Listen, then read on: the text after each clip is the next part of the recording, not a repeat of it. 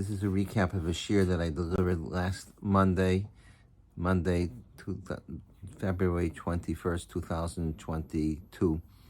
I had the camera in front of me when I was delivering the shir, but I forgot to press the button that starts the video, and I didn't realize it until the shir was over. I apologize. I had intended the entire week to re-record the shir, but I didn't have a free moment, literally until right now, which it's now 10 after 2, and I have some free time, so I'm going to record the shir. I'm going to abbreviate it a little bit. It'll be shorter because there's not going to be an audience asking questions and making comments. We're discussing the sefer called Shalos Tshuvos Min Hashamayim, which was written by a Rishon, Rav Yaakov, who was a Baal Tosfos, Rav Yaakov from the city of Marvish. He was a Baal Tosfos. He lived in the 1200s, about 800 years ago. And the sefer is a record of questions that he posed to the Shemayim, to the Ribbono Shel Olam. Some say that he said certain shemos, and he fasted, and he davened, however it was that he posed the questions, and then he received the response according to Rabbi Yosef. The response was in a dream that he had the response to his shaila. So one of the shailas that he poses is whether women should make a bracha on a mitzvah saseh ma'grama, such as sukkah and lulav and esrog. This is a famous machlokus between the Rambam and the Baalei Tosfos. The Rambam holds that women do not make a bracha. Even if they do the mitzvah, they can't make a bracha because they can't say v'tzivano. They're not obligated to do it. If they want to, they could. But it's ein mitzvah v'yosa. On the other hand, the Baalei Tosfos holds that a woman could say v'tzivano because it was commanded to Klal Yisrael in general, to the men folk, and therefore they're able to say v'tzivano. The Mechaber, the Shulchan Aruch, Rabbi Yosef Cairo, paskins like the Rambam, that women do not say bracha, and the Ramah paskins like the Baalei Tosfos and the Rosh, the women do recite a bracha. The Shalos Tshuvos Min Hashamayim, Rav Yaakov poses the question to the Ribbono Shel Olam, how should we paskin? And the response came back that we should paskin like the Baalei Tosfos and make a bracha. So the Chidah, in his sefer called Yosef Ometz, I believe, the Chidah says that even though for the last few hundred years, since the Beis Yosef paskined not to recite a bracha, Yosef Ometz, even though the Beis Yosef paskined not to make a bracha, but the Beis Yosef did not see the Shalos Tshuvos Min Hashamayim, which was first printed at a later date. Had he seen it, the Chidah says he's confident that the Chidah would, that the Rambam would have, the Rav Yosef Cairo would have paskin like Rav Yaakov and like the Baalei Tosfos, and would have said that a woman could make a bracha with Shem or Malchus, and therefore the Chidah reverses Sephardic tradition, and he says that women should make a bracha.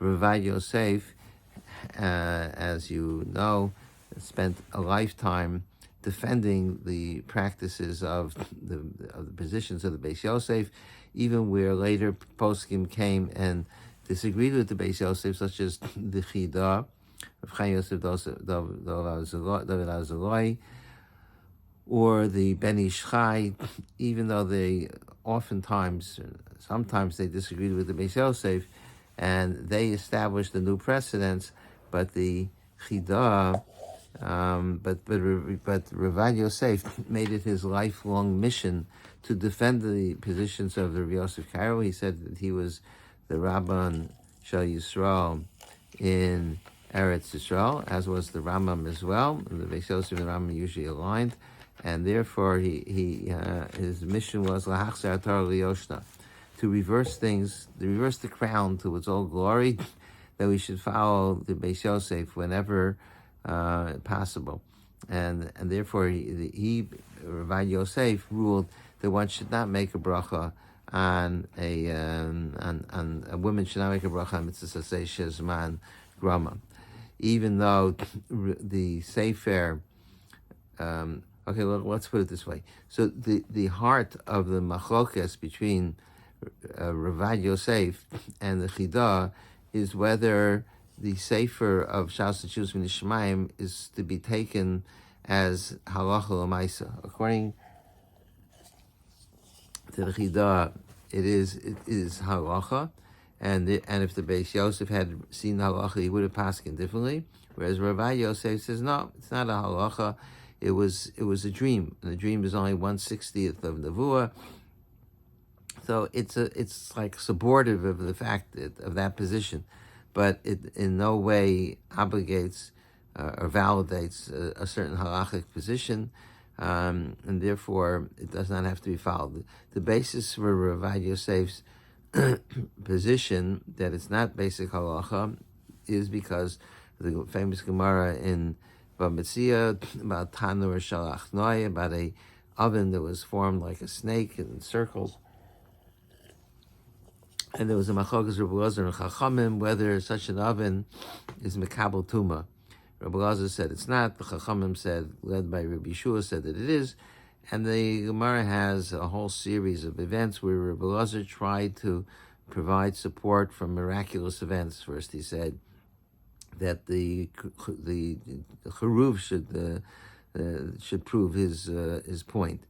Then the charuv tree was uprooted, and the Chacham said that you don't bring a raya from a charuv. And then the amas hamayim, the water stream should prove, would change directions. You don't bring a raya from water streams. And then they said, Rabbi Elazar said that the koisei beis hamedrash yachichu, the walls of the beis medrash should fall down.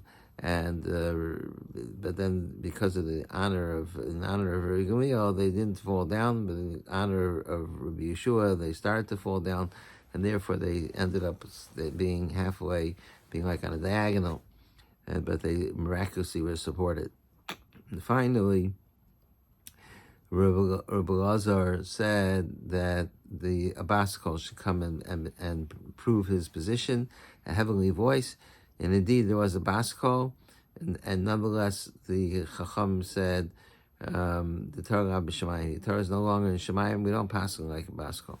So, given that we don't pass it like a baskol, and the Rambam says that if you paskin based on the baskol, you're a navi sheker, because a navi is not allowed to be mechadish anything that's keneged halacha, and we don't pass it like baskols because Torah bashomayim. That's what the Rambam says.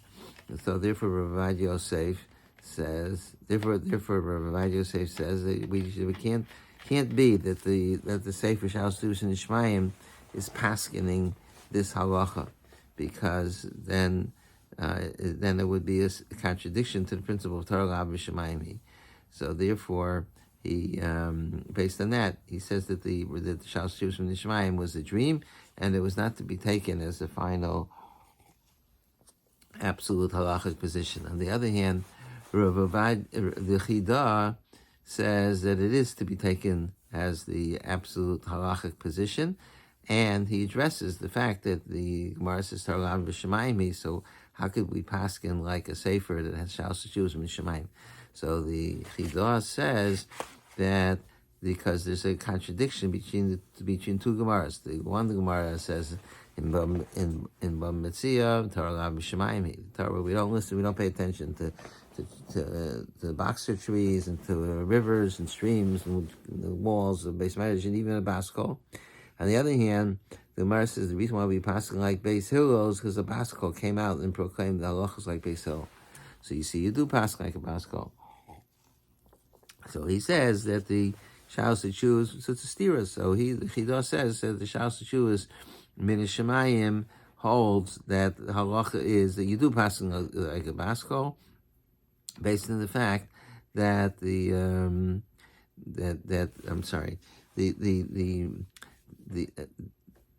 I think I left out a point here. So let me backtrack for a moment. There's on the one hand, the Rabbi Yosef brings a raya from the Gemara that says Ein mashkicha v'baskol. We don't pay attention to baskol.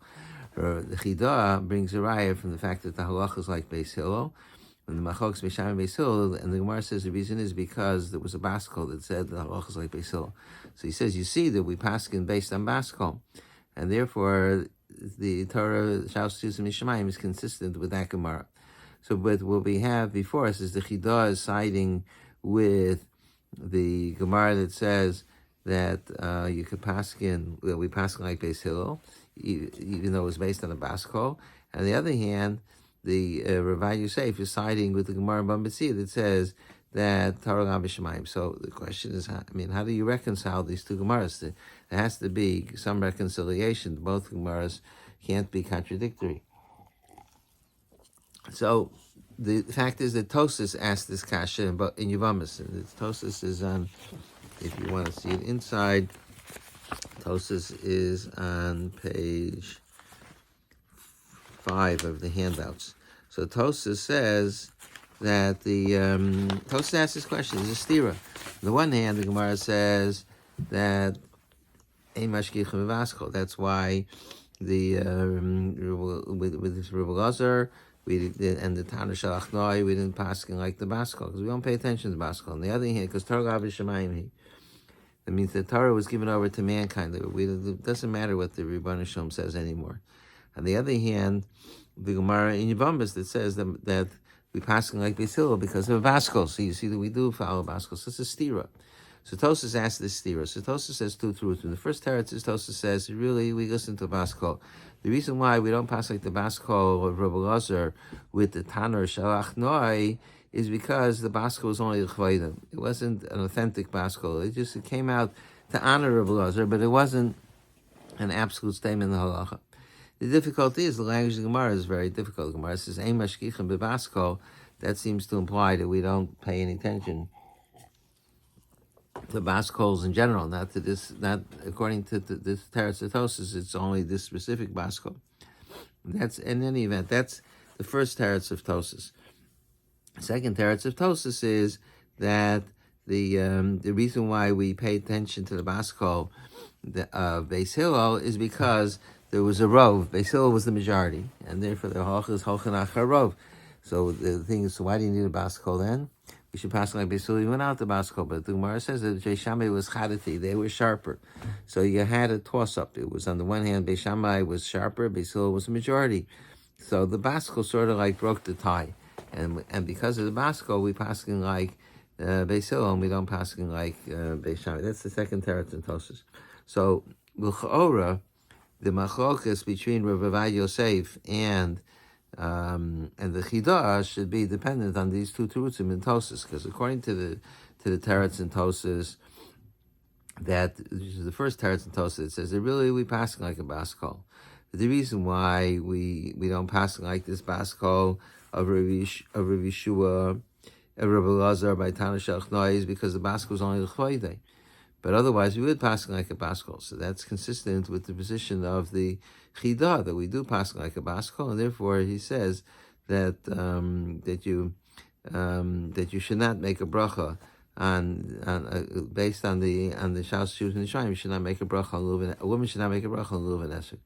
On the other hand, the Rabbi Yosef would paskin like the second teretz of Tosas. The Tosas says the only reason why we samech on the Baskol by Beis Shammai and Beis Hillel is because Beis Hillel is the rov, and therefore achri ram lahatos. So, but the therefore the but so you see that basically you don't rely on a Baskol here. The exception is in the case of Taner Shalach Noi, because in addition to the Baskol there was a rov. And the only reason why you needed Baskol is because even though it was a rov, but there was, against, in opposition to the rov, was that Beis Shammai is mechadati, Beis Shammai is sharper. So therefore, but in the end, the reason why we paskin like the Baskol is because there's a rov. So that's basically how things line up. That according to the shita of the Rabbi Yosef is that there's a steer in the two sugyas. So Rabbi Yosef says that we really paskin like the Gemara that says Ein mashkichem bebaskol, and the only reason why we paskin like a Baskol by Beis Shammai and Beis Hillel is because Beis Hillel were the majority. but otherwise we wouldn't pass like a baskol, and therefore we would not passing like a baskol, and that's the position of the Rabbi Yosef.